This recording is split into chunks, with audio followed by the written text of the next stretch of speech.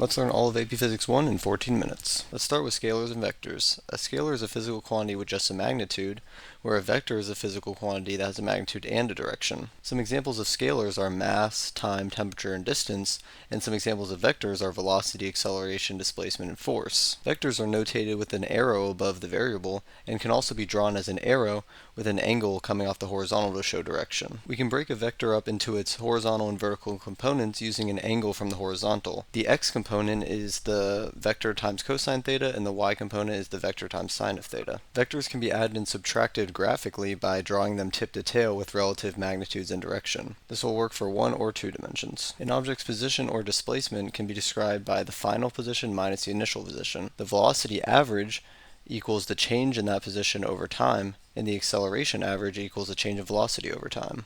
You can also use graphs to describe an object's position, velocity, and acceleration. The slope of the position graph is equal to the velocity, whereas the slope of the velocity graph is equal to acceleration.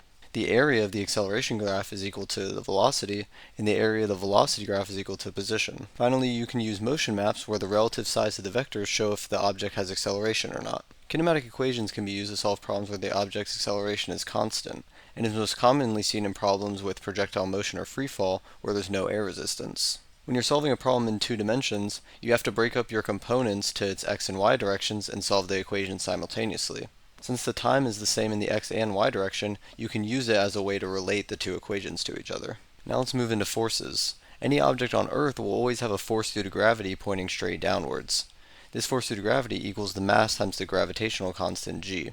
Any object sitting on a surface will have a normal force pointing perpendicular to the surface it's sitting on. The normal force will be equal in magnitude and opposite in direction as the force due to gravity if there's no other forces in the vertical direction.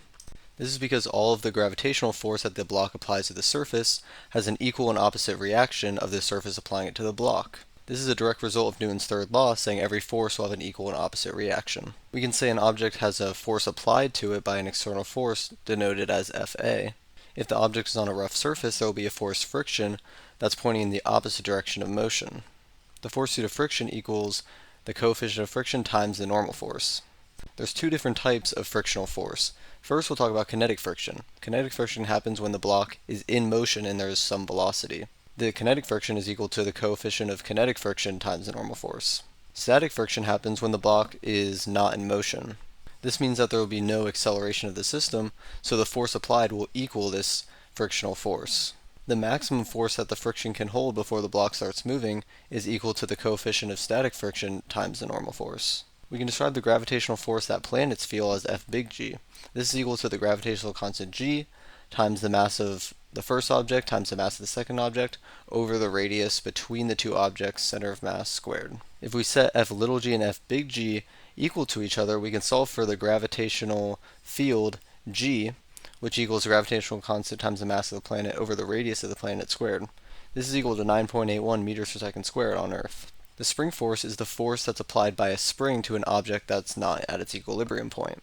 It is equal to the spring constant times the distance from equilibrium, and it's also always in the opposite direction as the change in x. Let's say we had a free body diagram as shown. In the y direction, we can say the net force equals the force normal minus force due to gravity.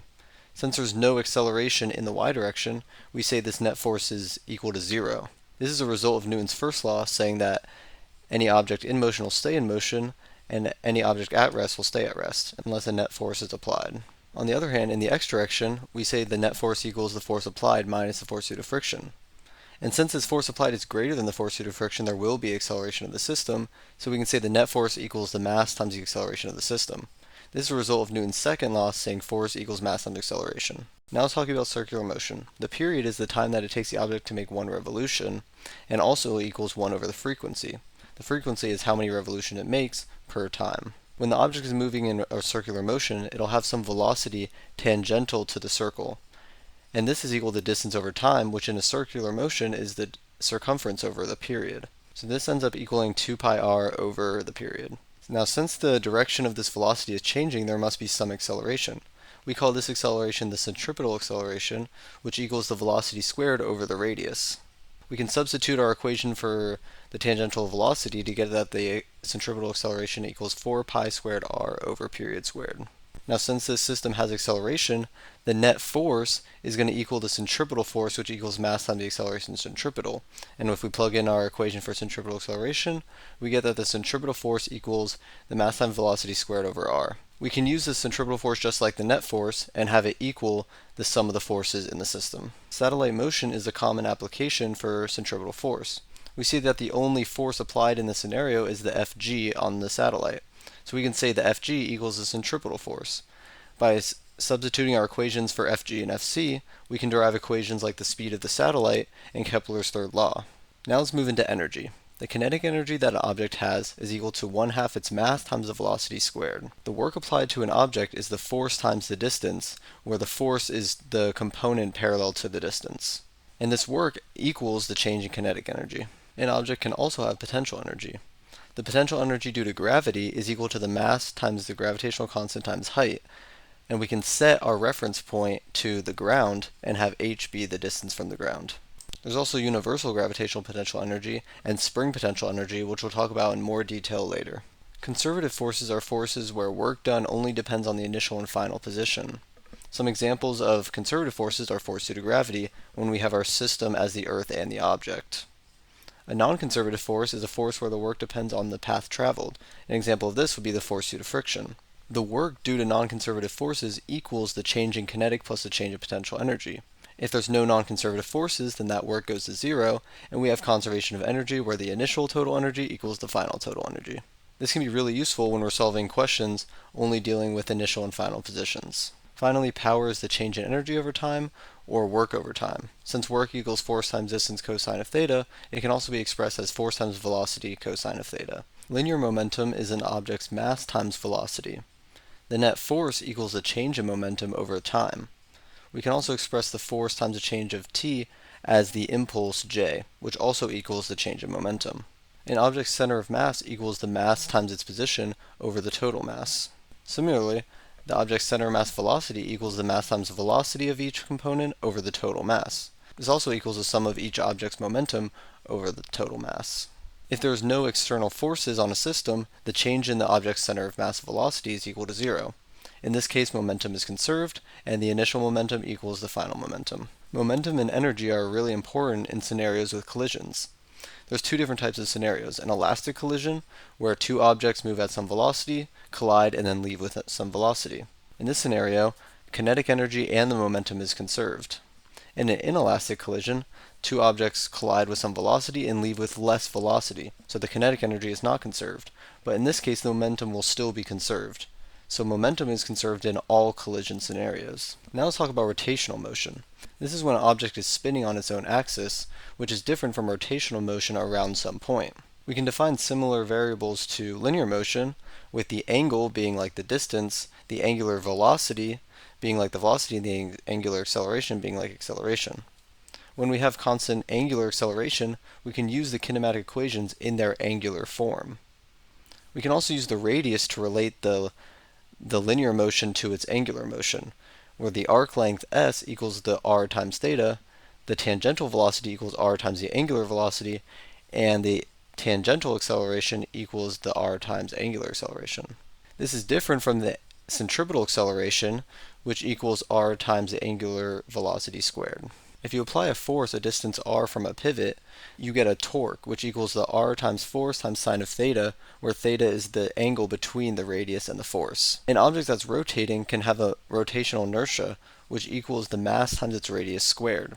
The rotational inertia shows the resistance to rotation of an object. You can also have balances on torque the same way you have balances on force, where the net torque equals the sum of the torques. If the object has no angular acceleration, then the net torque will equal zero. If it does have angular acceleration, the net torque will equal the angular acceleration times the rotational inertia. An object that's rotating will also have rotational kinetic energy. This equals 1/2 the rotational inertia times the angular velocity squared. A torque causing an object to rotate some theta will equal work. An object that's rolling will have rotational and translational kinetic energy, which will equal the total kinetic energy that the object has. Momentum also has an angular form, and it equals the rotational inertia times the angular velocity.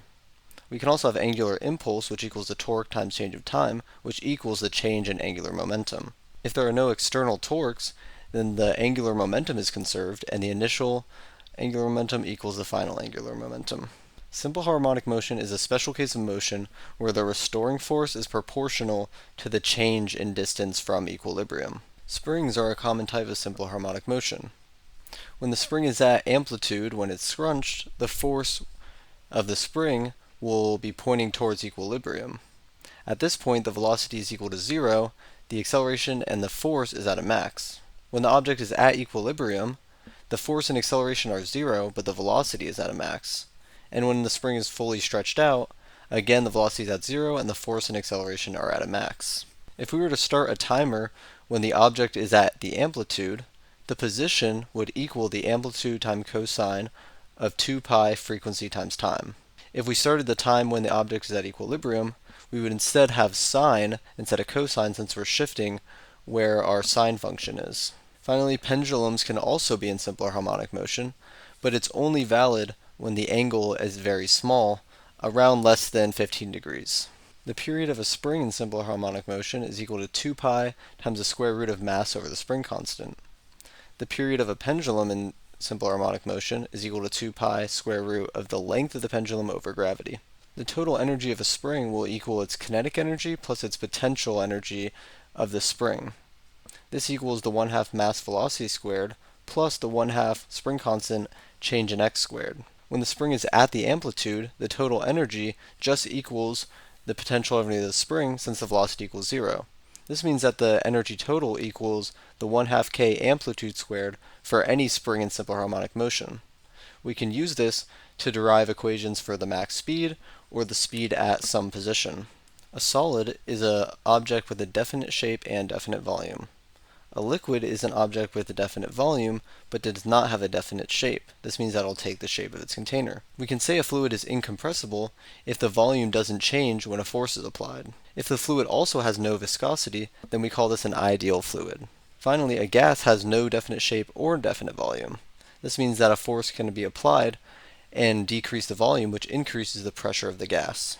The density of some object is equal to its mass over the volume. The pressure that an object applies is equal to the force over the area that's applying the force. If we take a column of liquid, the pressure at the bottom of the column we can call the absolute pressure equals the pressure at the top applying onto the fluid plus the density times gravity times height of the fluid. We can call the gauge pressure just the pressure caused from the fluid, which equals the density times gravity times height. We can also say that the gauge pressure equals the absolute pressure minus the initial pressure, which in most cases will be the atmospheric pressure. The atmospheric pressure is 1 atm at sea level. When an object is floating in a liquid, it experiences a force due to gravity downwards, but since it's not accelerating downwards, it also must feel an object upwards, which we call the buoyant force. This force equals the density of the fluid that it's in times the volume that it's displacing times gravity. If we have a pipe with a large area that then flows into a smaller pipe of less area, we can say that the volumetric flow rate, V over T, equals the area times the fluid's velocity. We can say that this volumetric flow rate is constant, and so we get that the area times the velocity of one section will equal the area times the velocity of the second section. So when the area gets smaller, the velocity increases. If we want to compare initial and final positions of a fluid flowing through a pipe, we can use Bernoulli's equation to compare the kinetic and potential energies of the fluid. That's all of AP Physics 1. Good luck on that AP exam.